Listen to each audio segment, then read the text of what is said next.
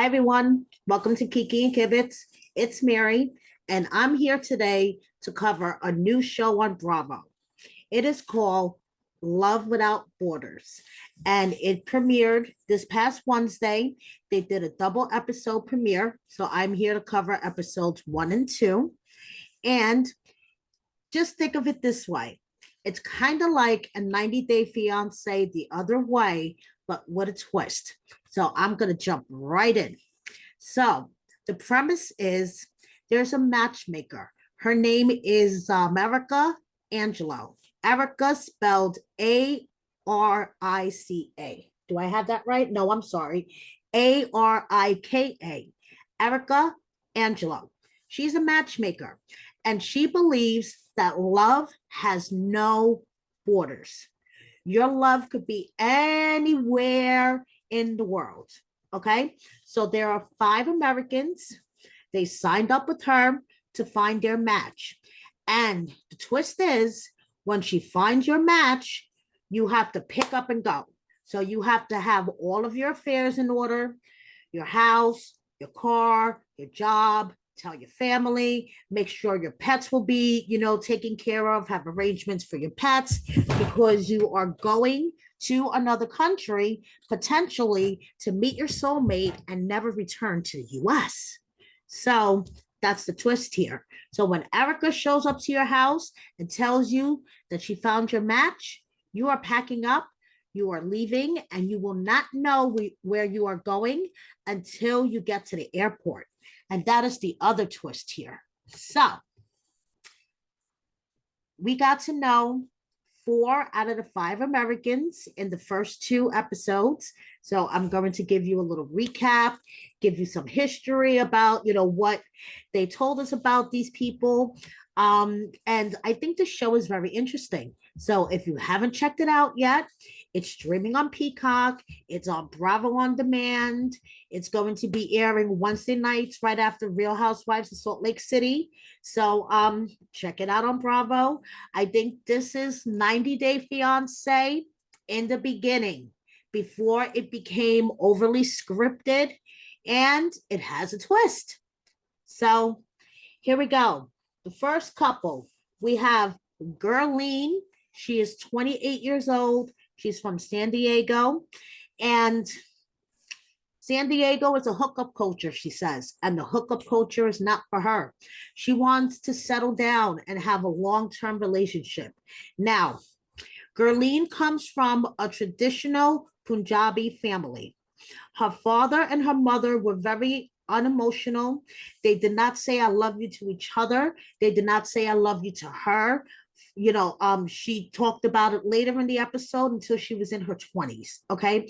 So Gerline grew up, her father was, very strict. Being emotional was weak. Crying was weak, being soft was weak, and all that other stuff. So once Gerline left for college, she left home. She never looked back. She moved to San Diego. She started her career. She bought her house on her own. So Gerline is very independent, but she wants to settle down. She wants to have that partner in life. So Erica found her match. Erica shows up to her house. Oh, one thing I forgot to mention about Gerline. She has 2 dogs that she is so attached to. Okay, so the dogs are like her children. So keep that in mind. So Erica shows up to her house. And Gerline's like, oh my goodness, hi. And Erica's like, guess what? I have a match for you. You need to pack, and we're going to the airport now. And Gerline's like, really? Now? And she's like, yeah, we're going now. And, at first, Gerline is like packing and everything, but then you see it's all starting to hit her. Girl has a panic attack. She runs upstairs. She slams the door, has like a little meltdown moment. Erica goes upstairs, talks to her. She's like, I'm sorry. It all just hit me in the moment. I really want to do this, but I'm becoming really, really overwhelmed. She goes back down. She finishes her packing. They get to the airport, and Erica's like, do you want to know where you're going? Shows her ticket. And it's like, oh, Dubai, oh my goodness. So Gurleen gets to Dubai after traveling for like 20 hours. And the first thing, she says when she's in the airport, she's like, it feels really good to see other people that look like me, hearing people, speak Punjabi and Hindi. And, it feels, comfortable and it feels good. So, but then the next thing she says is she hopes that she's able to assimilate into the culture in Dubai and not offend anybody because she doesn't know how things are there, etc. So she's in the car. She has an address that she has to go to. So the cab driver is taking her to the address, and she's like so nervous. She's like, "Oh my goodness, going to be potentially the love of my life." She gets to the address. She knocks on the door, and a woman opens up the door. And Gurleen's like, "Okay."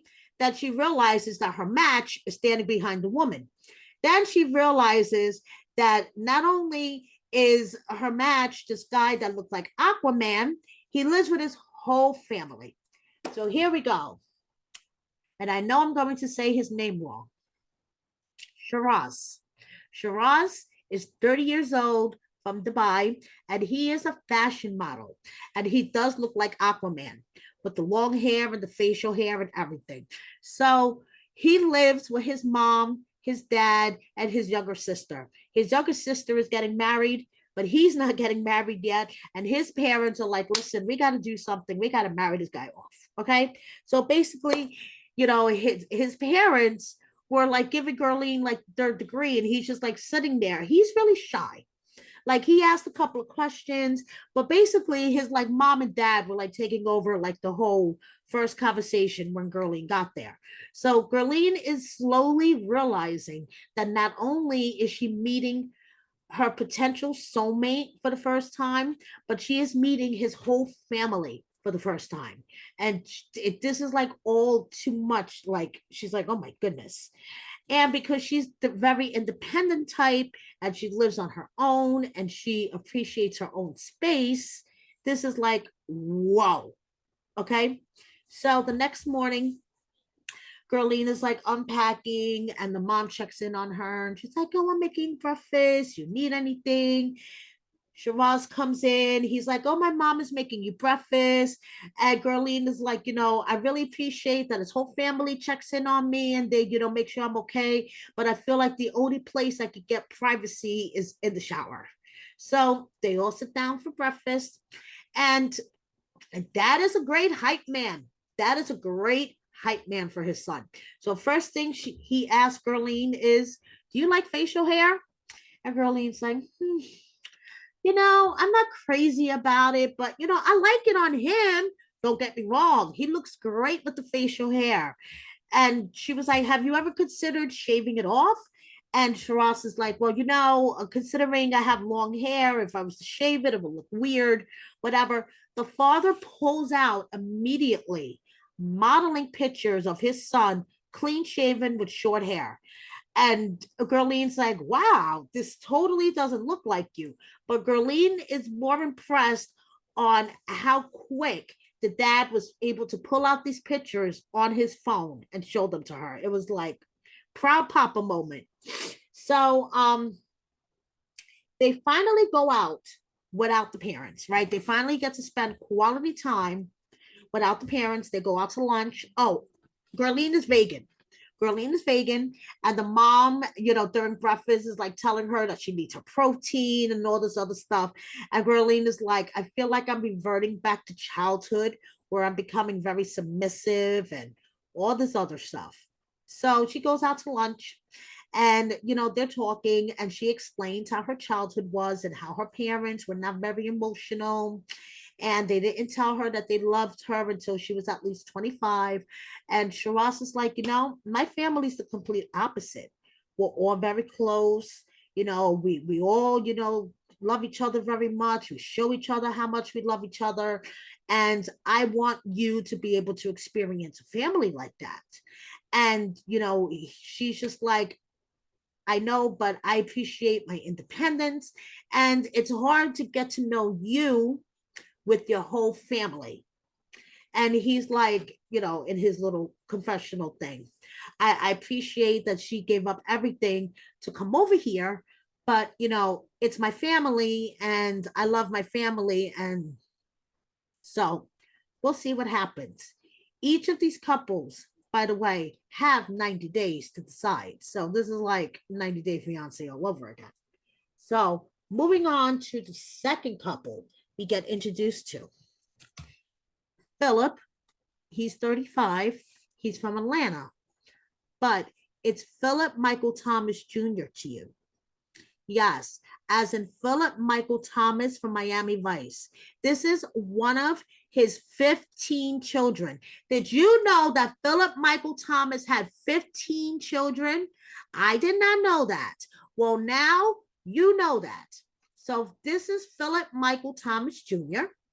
He is 35. He's a musician from Atlanta, and he's an ice cream freak. He's looking for his Dairy Queen. He likes to eat ice cream. He likes to put ice cream on places and eat it off of places. And he's looking for his Dairy Queen. Okay. So, because his father, impregnated so many women and he has so many siblings, he is picky on who he is going to impregnate. He doesn't want to be like his father, spreading a seed all over the place. And something? Good for you. So then his mom died when he was very young. So his older brother became his guardian. So he tells his older brother about this whole matchmaker thing and that he's going to, when Erica shows up to his house, he's packing up and leaving. And his main concern, guys, his main concern is his Telsa. Okay. So Erica shows up to his house and she's like, guess what, dude? I have a match for you. So he's like, I want to get a haircut because he has like all, these dreads. And, let's start packing. So he starts packing. Guys, he pulls out the Lysol, the wipes, all this stuff. Erica's looking at him like he has 10 heads. But you know something? I'm feeling him. I'm feeling him at the moment. I mean, we're still in COVID. We have all these strains of flu flying around. He doesn't know where he's going. He doesn't know what country he's going to. He doesn't know what, access to cleaning supplies he's going to have. So he's going to pack his own shit, and I don't blame him. And he says he's really, really picky with hygiene and being clean and all that. So, hey, pack your own cleaning supplies. I don't know why Erica was looking at him like he had 10 heads. So he gets a haircut. When he got the haircut, and they put the picture of him and his dad side by side, twinning. Twinning is all I have to say. OMG, you do not need a DNA test. That is Philip Michael Thomas Jr. Who? Anyway, so he's going to Ghana, which hit him right here because Ghana was one of the last places his mom was before she passed away. She was helping the Marleys, yes, as in Bob Marley. She was helping the Marleys build schools in Ghana before she passed away. And now he's going to Ghana to find the love of his life. And he is just blown away. Erica had no idea about the connection with his mom and Ghana. So Erica's blown away. So he gets on the plane. He's like, I'm going to get my princess. And, so he gets there after a 2-hour cab ride, finally gets to his destination, and he gets to meet his African princess. Her name is Carmen. She's 31, and she is a fashion entrepreneur, okay? She sells African print jewelry and African print fashion. There we go. 2 artists, a musician and a designer. And she is half Austrian and half Ghanaian. And she tells him, she's been with everything. She's been with all sorts of nationalities, ethnicities, and he's laughing and he's like, so have I. So then things start kicking in for him because he's like in awe. He's in awe by her beauty. He's like, oh my goodness, I can't believe I'm here. Then she's like, would you like to take a shower? He's like, sure. Then he realizes it's a bucket shower with cold ass water. And Philip, if you are so into personal hygiene, why didn't you pack a washcloth? He's like, oh, I just realized that they don't have washcloths here in Ghana. Well, you should have packed your own. You should have packed a whole supply of washcloths along with those cleaning supplies. So he gets to the shower and he's like, oh my God, the shrinkage is real. He's going on and on and on. Well, not every country has the luxury of hot water, Philip. And he's like, I wonder what kind of voodoo magic Carmen does to look that beautiful, having to take a cold shower every day. It's called adjusting to your environment. So, moving on, we have Dana from Montana, who is 38. And Dana from Montana is living the van life. She had a bad breakup about 8 months ago, and on the spur of the moment, decided to get a Sprinter van, totally renovated on the inside, and lived van life. And she's been doing it for 8 months. She's been traveling, seeing beautiful scenery, and writing and making music in beautiful scenery. But she wants that, long-term commitment. She wants that partner. So she goes and she tells her father about Erica the matchmaker, and her father's like, I'm not crazy about this. There's this potential that you're going to go overseas, meet somebody, get married, have grandchildren, and I'm never going to see you again. Like, what the hell? And she's like, well, we'll figure all that out. So she goes, and she says that she thinks the reason why her relationships haven't worked out is because she's comfortable with chaos. Her parents divorced when she was 13. It took about 7 years for the divorce to go through because of her younger brothers. There was custody battles and all this other stuff. So she just, wants to find that permanent, relationship that will be what she needs. She needs to settle down and stop with the chaos. So she gets on the plane. No, Erica tells her she's going to Ireland. Sorry, she's going to Ireland. She gets on the plane and she starts freaking the fuck out. She's in the bathroom. She's crying. She's like, oh my God, what if this doesn't work out and I'm stranded and I have nothing to come back home to? She is bawling her eyes out on the plane. She's like, I just want to get off this plane and get on the next plane and go back home. And she's bawling, bawling, bawling. She lands in Ireland, and then she realizes she can't take a cab to her destination. It's too far. She has to take the train. She's lugging like these 3 huge cow print luggages. She is sticking out like a sore thumb.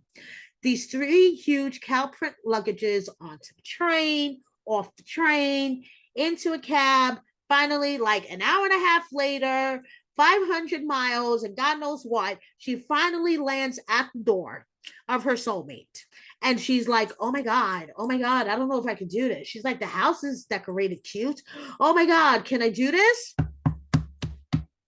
And we have Brian from Ireland. And I love this because my husband's name is Brian and he works with a bunch of Irish guys with the Irish brogue. So I find this highly amusing. Brian from Ireland. He is 35 and he is a chicken and veggie farmer, and the hens are his ladies. He used to be a salesman, but now the farming life has found him and he has built a life for himself that he wants to share with somebody else. He wants to settle down. He wants to have a bunch of little Bryans running around. I mean, the guy just wants to have a home life now, a wife, some children with his hens and his veggies. I mean, come on.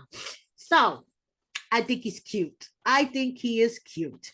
So And Dana gets there and he gives her flowers. They start drinking wine. They're eating vegetable lasagna. The sexual innuendos are going back and forth. This couple is hitting it off. Okay. So he doesn't want to be shy, but he wants to respect her. She goes upstairs to take a shower. And then, he's like, do you mind if I come up? And he told her to take a shower in the bathroom that's in the main bedroom because it has better water pressure. And, he had shown her previously a separate bedroom that she could sleep in, and his bedroom, which was painted light pink. And she was like, "Ooh, cool. I like a man that could embrace pink." So he told her, take a shower in the main bathroom. The water pressure up there is better. So after she was done and she's in her pajamas, he comes up and he's like, okay, what do you want to do? And she's like, I would love to keep hanging out with you, but I'm exhausted. I think I need to get some rest. And he's like, okay, do you want to hang out in here? And she's like, sure. So she gets into the bed and he starts taking off his clothes. And she's like, oh, I guess we're doing this. I guess he's getting butt naked. He strips down to his red underwear, his little red briefs. You gotta love Brian and his red briefs. Climbs into bed. The two of them start cuddling. They're kissing. Before you know it, sweet dreams. And Dana says she can get used to this. So let's see how this turns out. And now for the fourth and final couple, we have Aaron, who is 31, and he is from Fargo, South Dakota, and he is an optometrist. He is from a family of optometrists. His father's an optometrist. His brother's an optometrist. As a matter of fact, his brother is his boss.